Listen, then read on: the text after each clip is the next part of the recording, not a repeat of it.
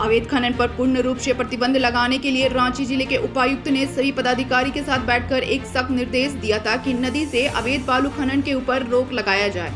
उपायुक्त के निर्देश पर कुछ दिनों तक स्थानीय प्रशासन अवैध बालू खनन पर रोक लगाने के लिए तत्पर भी देखी गई। सड़क पर वाहन जांच किया गया और कई जगहों पर बैरियर भी लगाया गया। प्रशासनिक पदाधिकारी के इस कार्रवाई से क्षेत्र में बालू खनन और ढुलाई कर रहे माफियाओं में हड़कंप मचा हुआ था और बालू की ढुलाई पर रोक लगा हुआ था। परंतु अब पुनः सिल्ली थाना क्षेत्र के बसंतपुर गांव में रंजीत साहू नदी से बालू ट्रैक्टर से अवैध रूप से उठाव करके डंप करते हैं और रात के अंधेरे में टर्बो और हाइवा में लोड करके रांची भेजने का अवैध कारोबार करते हैं।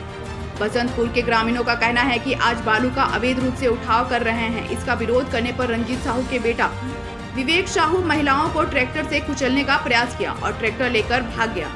गांव की महिलाओं ने बताया कि हम लोग प्रखंड क्षेत्र में जितने भी काम हो रहे हैं वहां पर बालू ले जाने के लिए विरोध नहीं करते हैं, लेकिन रंजीत साहू अपने क्षेत्र में बालू का सप्लाई न करें। अवैध रूप से ट्रैक्टर में नदी से बालू का उठाव करता है और डंप करके टर्बो और हाइवा में लोड करके बाहर सप्लाई करता है। इसलिए हम लोग आज इसका विरोध कर रहे थे, लेकिन रंजीत साहू का बेटा विवेक साहू ट्रैक्टर से महिलाओं को कुचलने का प्रयास किया और ट्रैक्टर लेकर भाग गया।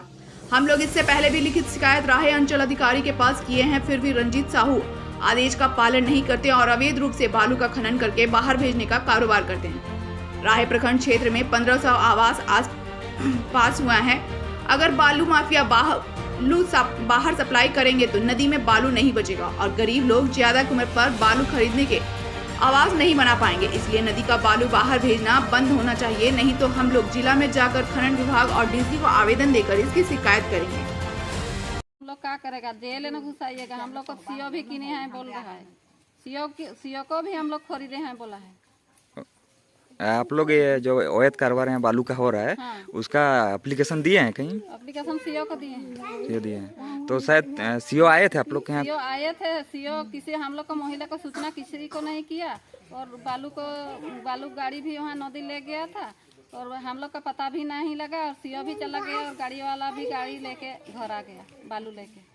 तो सीओ से आप लोग का बात हुआ है? नहीं हुआ है हम लोग को। हम लोग एप्लीकेशन दिए थे यार, सीओ भी नहीं बोला है हम लोग को। आज हम बसंतपुर जा रहे हैं बालू के चलते, तो वो भी हम लोग को नहीं बोला है।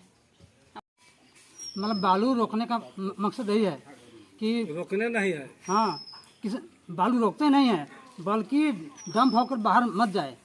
गांव घर में यूज करने के लिए, हाँ, ऐसे कि इंदिरा आवास, प्रधानमंत्री योजना ये सब आ रहा है ना, तो उस सब में मतलब बालू नहीं मिल सकता है बाद में। इसलिए हम लोग मतलब बालू बाहर भेजना नहीं चाहते हैं। तो इन लोग गांव घर में बालू देता है कि बाहर भेजता है? गांव घर में ये लोग दे, उसमें किसी प्रकार का ये नहीं है, हम लोग को तकलीफ नहीं है।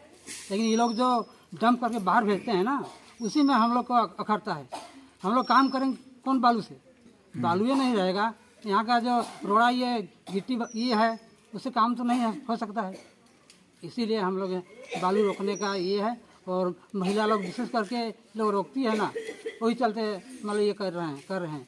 तो हम लोग उसमें इन लोग को सहयोग हम लोग ऊपर से दे रहे हैं। बालू वाला को रोके थे, उसके बाद महिला लोग वहाँ खड़ी थी।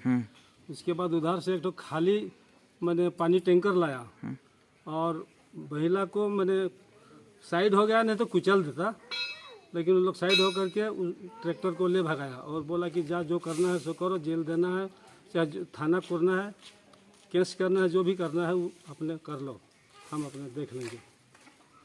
अच्छा, आप लोग को बालू रोकने का मुख्य कारण क्या है? बालू रोकने का मुख्य कारण यही है कि बालू यहाँ से अवैध रूप से डंप करके बाहर भेजता है। गांव बालू रोके नहीं है हम लोग।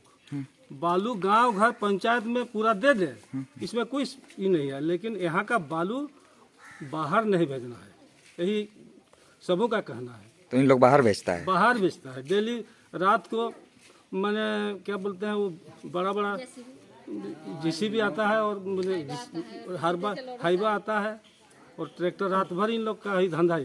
यानी ट्रैक्टर से बालू नदी से उठाते हैं, डंप करते हैं और बाहर हाइवा से भेजते हैं। हाँ। चलिए, आप लोग का नदी से कितना दिन से अवैध कारोबार हो रहा है बालू का? ये सालों साल से चलते आ रहा है, लेकिन जितना भी बढ़ चढ़ कर हो रहा है उतना पहले नहीं होता था।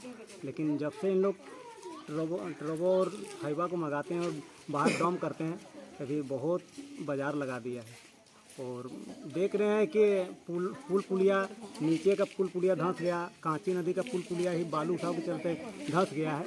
इसीलिए हम लोग भी सोचते हैं कि करोड़ों रुपया का हम लोग का पुल पुलिया है, जिसमें हम लोग आना जाना करते हैं,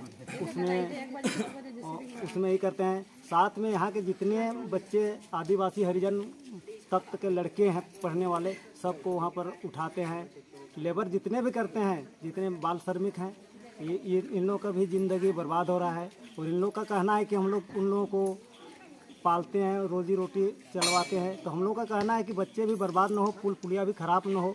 और यहाँ का जो बालू है गांव में लगे, और रोड़ा बालू सबको गांव वाला को कहाँ पाएंगे, जब अच्छा बालू बाढ़ के चलते थोड़ा बहुत आता है और वे सब रांची चले जा रहे हैं।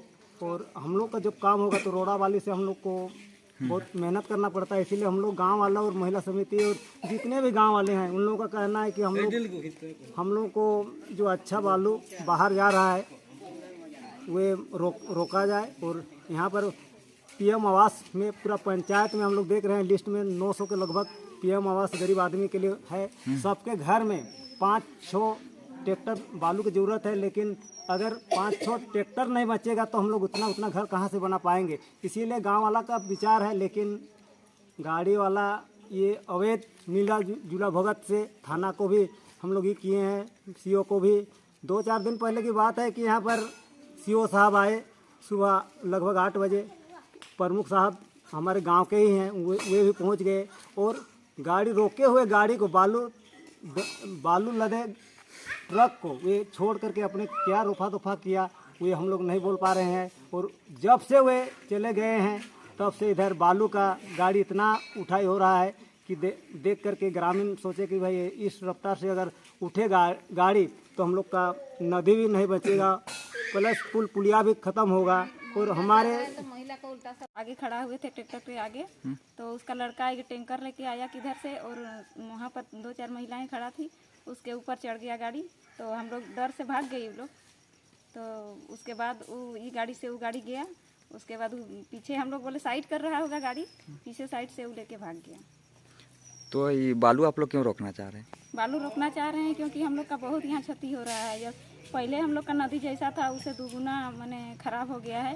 हम लोग जैसे पहले नदी को छेक के हम लोग जो खेती करते थे ना, पानी को उठाव करते थे, सामने हो जाता था। अभी क्या हुआ है, 10 से 15 फीट गड्ढा हो गया है नदी, और उससे हम लोग का सिंचाई एकदम ठप हो गया है। नदी किनारे का जो बंजर भूमि है ना, जो उपजाऊ मिट्टी था बाढ़ में आके, वो सब मैंने धीरे धीरे धस के ख़त्म हो रहा है और हम लोग खेती नहीं कर पा रहे हैं नदी किनारे। अच्छा, ये बालू माफिया लोग सिर्फ गांव में बालू देते हैं कि बाहर भेजते हैं बालू? नहीं, ये लोग डंप सीधे गांव में जहाँ तहाँ अपना अपना डंप करते हैं, और बाहर से टोरबो हाइवा ट्रैक्टर जो भी आता है बाहर से ले जाता है। अगर गांव में इन लोग बालू दे तो उसमें कोई दिक्कत नहीं? गांव घर में आसपास के यदि कोई निजी अपना घर बनाना चाहता है तो हम लोग उसमें मना नहीं करते हैं, लेकिन लोग बालू को बाहर भेजता है। हाँ, ये लोग बाहर भेजते हैं, तो इसमें हम लोग का ज़्यादा गड्ढा हो रहा है नदी।